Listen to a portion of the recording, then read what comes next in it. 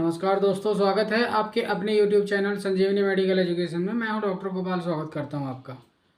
हम diabetic series में हम बात कर रहे हैं इस समय, लेकिन डायबिटिक सीरीज़ में आज हम बात करने वाले हैं डायबिटिक न्यूरोपैथी की कि डायबिटिक न्यूरोपैथी क्या है, क्यों होता है, किस कारण से होता है। तो चलिए शुरू करते हैं। डायबिटिक न्यूरोपैथी डायबिटिक न्यूरोपैथी आपको नाम से स्पष्ट हो रहा होगा कि डायबिटीज़ से रिलेटेड है। इसका जो संबंध है डायबिटीज़ से है, शुगर से है।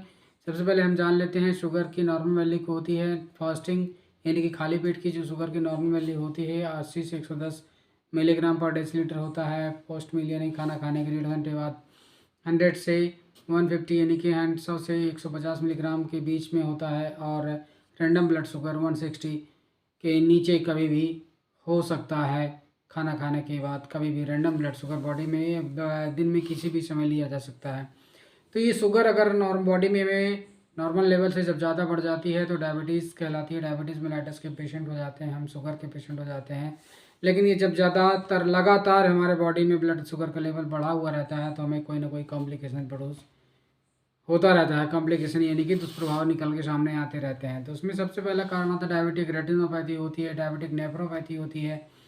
जिस प्रकार किडनी को नुकसान करता है, आँख को नुकसान करता है, उसी प्रकार हमारी तंत्रिका तंत्र को नुकसान करता है डायबिटीज़ यानी कि हाई ब्लड शुगर। उसी को डायबिटिक न्यूरोपैथी बोलते हैं। डायबिटिक न्यूरोपैथी बोलते हैं जो जिसे डायबिटिक न्यूरोपैथी बोलते हैं। डायबिटिक न्यूरोपैथी दो प्रकार का होता है, सिम्टोमेटिक और असिम्टोमेटिक। जो असिम्टोमेटिक डायबिटिक न्यूरोपैथी होता है, असिम्टोमेटिक डायबिटिक न्यूरोपैथी में आपका कई चीज़ें दिखाई देती हैं। उसमें आपका कुछ एबनॉर्मलिटीज़ दिखाई देती हैं, जैसे कुछ टेंडन रिफ्लेक्स होते हैं हाथ पैरों में, बर्निंग या प्रिकिंग या पिन लाइक, जैसे पिन चुभता है, प्रिकिंग और बर्निंग सेंसेशन दिखाई देता है पैरों में, हाथ पैरों में झुनझुनी, बर्निंग, जलन टाइप के लक्षण दिखाने लग जाते हैं। लगातार वो प्रॉब्लम बना रहता है। जैसे हम सोते हैं तो बर्निंग पेन होता है, प्रिक जैसे लगता है सुई चुभा दिया गया है, प्रिकिंग पेन होता है पैरों में, हाथों में, और पूरी बॉडी में वाइब्रेशन लाइक फील वाइब्रेशन होते रहता है। और ये प्रॉब्लम लगातार बना रहता है, ये लगातार कंटिन्यूस प्रॉब्लम बना रहता है।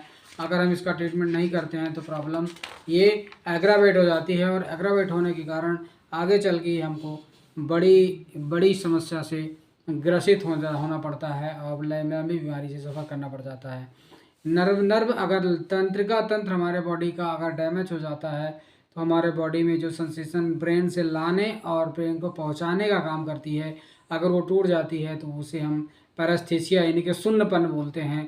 बॉडी हमारी सुन्न हो जाती है। ये चीज़ आपने सुना होगा कि भी किसी पेशेंट का पैर में सेंसेशन लॉस हो गया, शुगर का पेशेंट है, पैर में सेंसेशन पता ही नहीं चलता है, या कि फिर छूने से ठंडा ना गर्म पता चलता है ना ठंडा पता चलता है। That is the paraesthesia. That is medical terminology में इसको पैरास्थेसिया बोलते हैं, जिससे सेंसेशन लॉस हो जाता है। यानी कि शुगर हाई होने के कारण हमारे बॉडी का जो तंत्रिका तंत्र है वो डैमेज हो गई है। तंत्रिका तंत्र डैमेज होने के कारण वो नर्व्स डैमेज होने के कारण वहाँ पे सेंसेशन नहीं जा रहा है, और वो लगातार ये प्रॉब्लम बने रहने से वहाँ की ब्लड सप्लाई भी ऑब्स्ट्रक्ट होने लग जाती है, और वहाँ पे गैंग्रीन बन जाता है, गैंग्रीनस नेक्रोसिस भी हो जाती है ये बॉडी के एंडिंग पार्ट में।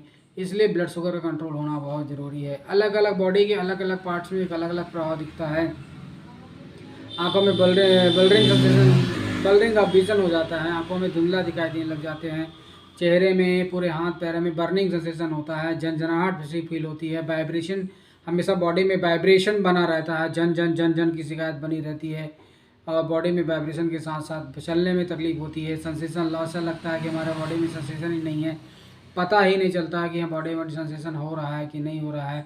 वो फीलिंग ही नहीं आती है कि हॉटनेस फील होता है, ना तो कोल्डनेस फील होता है, ना तो ठंडा का पता चलता, ना गर्म पता चलता है। बॉडी के अलग अलग पार्ट्स में कुछ अलग अलग सिम्टम्स दिखाई देते हैं। वो सारी चीज़ जानेंगे कौन कौन सी चीज़ इसमें हमको दिखाई देते हैं।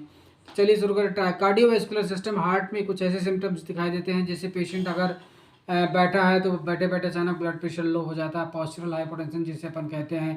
दूसरा, अगर आराम कर रहा है तो बैठे बैठे या लेटे लेटे से साइनस टैकीकार्डिया यानी कि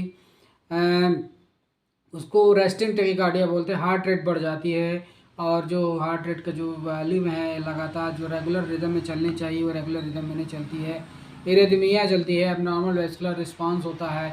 अगर हम पेट के हिस्से में बात करें तो पेट के हिस्से में पेट गड़गड़ गड़गड़ की आवाज़ सुनाई देती है, गैस्ट्रोपोरोसिस होता है, और नॉक्चर्नल पोस्ट पर हैंडल डायरिया होता है ना, मतलब खाना खाने के बाद या दस्त लग जाती है, या रात में अचानक से दस्त लग जाती है।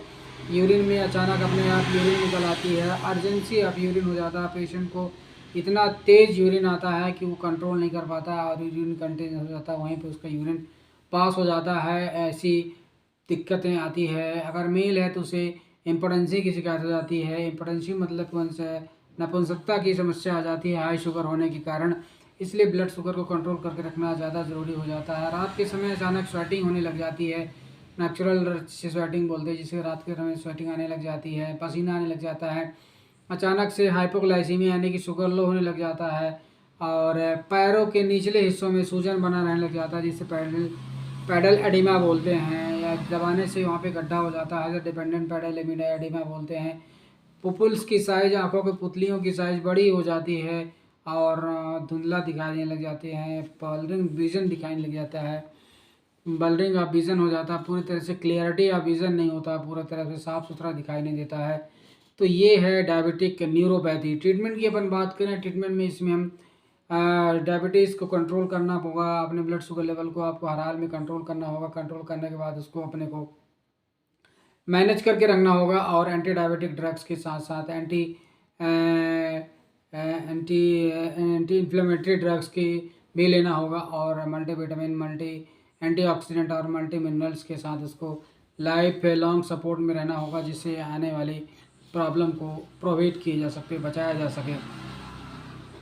तो ओवरऑल समझने की बात यह है कि डायबिटिक न्यूरोपैथी एक ऐसी समस्या है जो हाई ब्लड शुगर लेवल होने के कारण बॉडी की जो तंत्रिका तंत्र होती है वो डैमेज होने लग जाते हैं, जिसे डायबिटिक न्यूरोपैथी बोलते हैं, और जिसे झंझनाहट की शिकायत बनी रहती है।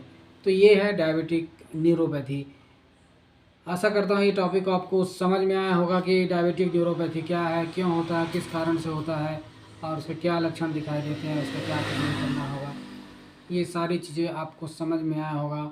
अगर आपको हमारा टॉपिक अच्छा लगा तो हमारे चैनल संजीवनी मेडिकल एजुकेशन को सब्सक्राइब करिए, लाइक करिए, कमेंट करिए और शेयर करिए। तब तक के लिए ऐसे इन्फॉर्मेटिव वीडियो पाने के लिए हमारे पेज को फॉलो करिए, और तब तक के लिए अपना ध्यान रखिए। धन्यवाद।